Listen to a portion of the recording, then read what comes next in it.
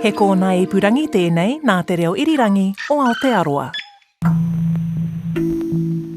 Like we have a WhatsApp group chat of all of the homes in this cluster, and it's brilliant. It's so, hey, I'm going to go up to the cell tower and watch the sunset. Anybody wants to join? Or literally last night, I need some rosemary and thyme. Can someone hook me up? Simone was like, hey, I'm making something. I need some egg whites. And I'm like, the door's unlocked. Help yourself. Please don't leave the egg yolks. Just take the whole egg, right? And so it's like, just come in, help yourself. I'm away, but the house is open, that kind of thing. So it's been amazing. Don here is describing what it's like to live in a co-housing situation along with 10 other families. And that's a number that's growing at this development underway in Takaka, Golden Bay in the South Island. All of the houses are sold, so all of the people who have bought houses, that is the main pull, is to live in community with other people. And in fact, we've just had the second baby that has been born since this project development started, is 6 days old and is over there in that house there. So it is a growing community, yeah, absolutely. A growing intergenerational and international community. I'm talking to Liv Scott at the Takaka co-housing cluster of houses. The last few houses, including the common house, are being built in a race towards the finish line in the next few months. Golden Bay is relatively sparsely populated, but the region's pretty hard-pressed for housing. About a third of the homes here are empty. They're holiday homes, and people moving here for work or to live are struggling to find rentals or just to get into the property market. Liv and her husband Graham Scott moved here about 11 years ago. Along with their business partner Simone Woodland, they started experimenting with designing tiny homes and natural builds first.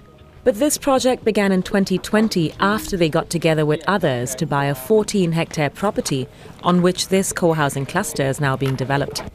Now, the houses in this eco-village aren't exactly cheap at about $700,000 each, but co-housing does help on saving on living costs by sharing resources through shared spaces like the planned permaculture gardens and a large common house that their company Elemental Build is now making. How many houses are there? So in Neighbourhood 1, which we're standing in now, there's 34 homes.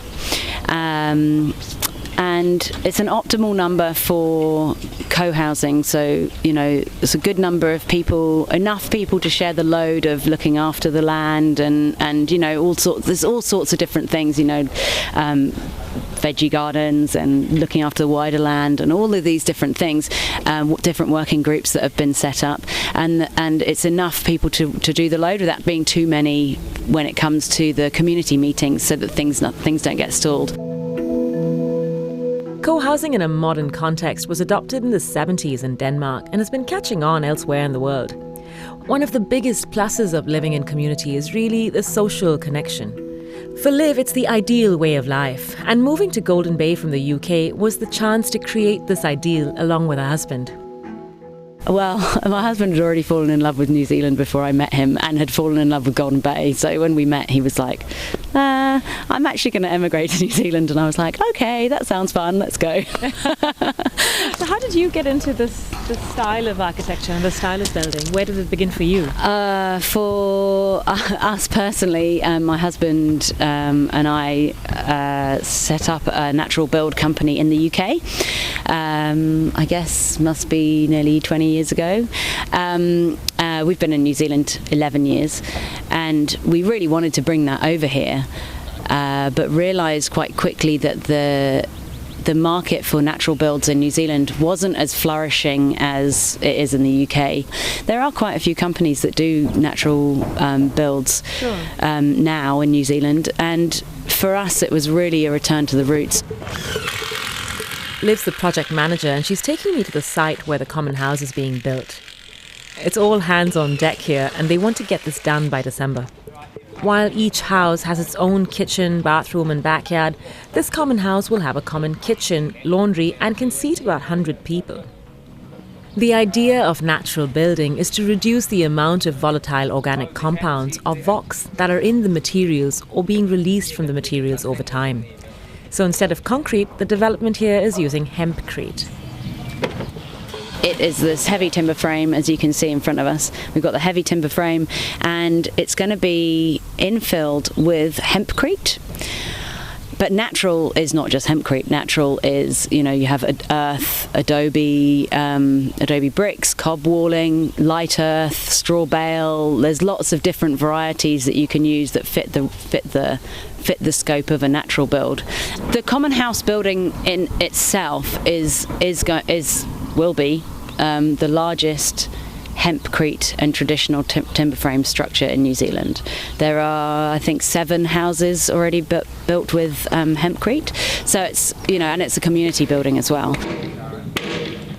You chop it up real fine and you mix it in with this slurry made from lime and water and sand, and in a big mixer, and then this is going to be tamped hempcrete, the walls here. So it's basically you put up some shuttering, and then by hand you put the slurry into the wall and you tamp it, which means you beat it down with a special tool, and then you do the next layer and you beat that down and you compress it basically all by hand.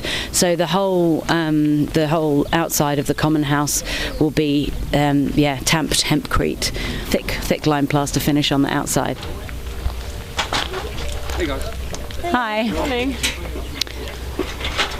So you can see the big structure, and the tree nails, which are the hardwood pegs. And then we're just bringing it all to site and putting it together like a giant jigsaw puzzle. The walls are solid, 140 mil thick, insulated with wool that's recycled from the carpet industry in Christchurch. So how long would a structure like this last for? Well, the building code says it has to last at least 50 years, but these houses have been built to a higher spec than the building code, so, at least 100 years, I would hope. There are traditional timber frame buildings that are still standing, and they're, 900 years old in Europe. So, hope for that. Let's aim for 200, but it could be longer. It could be way longer. And actually, it's a very ancient way of building traditional timber frame, which is the heavy beams with the tree nails, which are the mortise and tenon joints, and the wooden pegs. And with the hempcrete is actually a very ancient way of building. It's actually in the UK and in Europe there are lots of buildings that have been built like that are still standing, and they're 200-300 years old easily.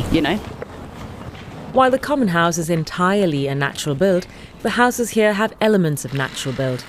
The actual construction work on them has been contracted to building company Signature Homes.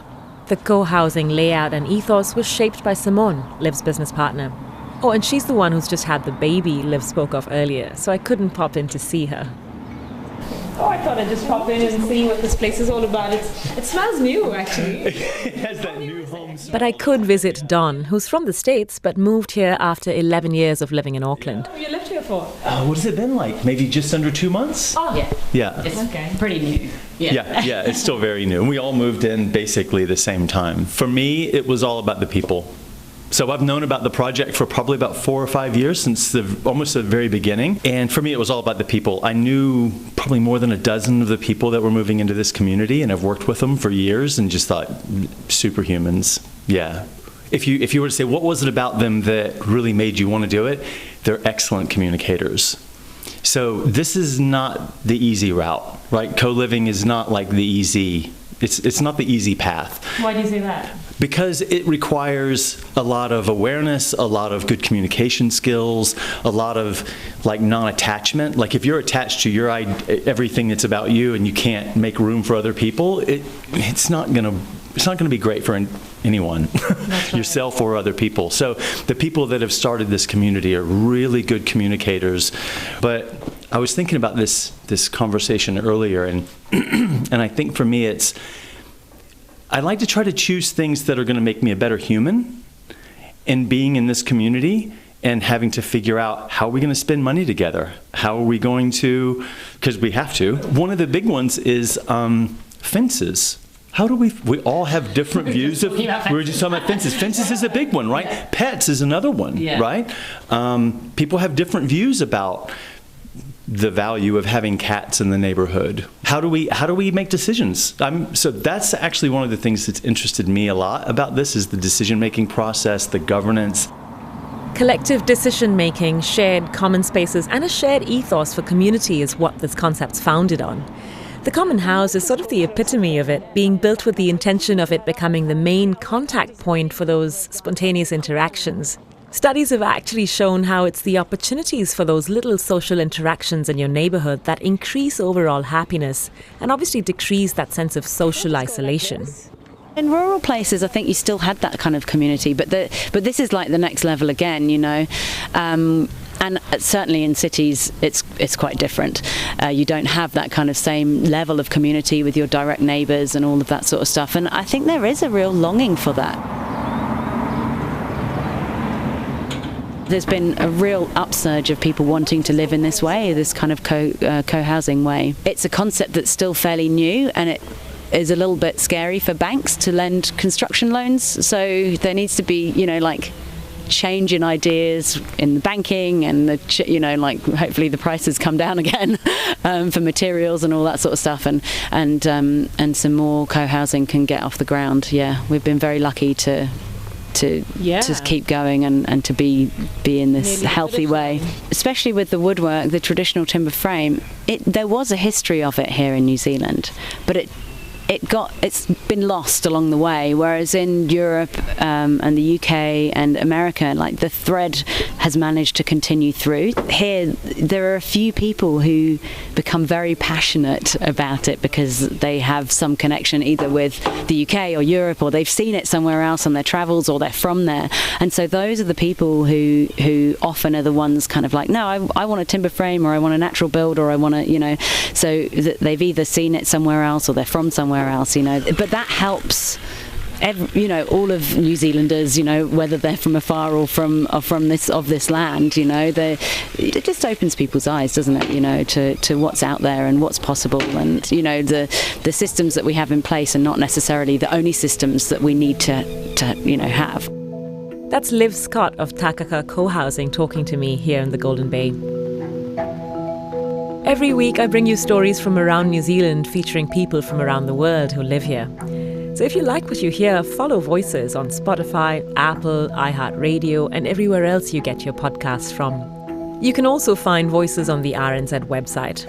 My name is Kadambari Raghukumar. Thanks for listening.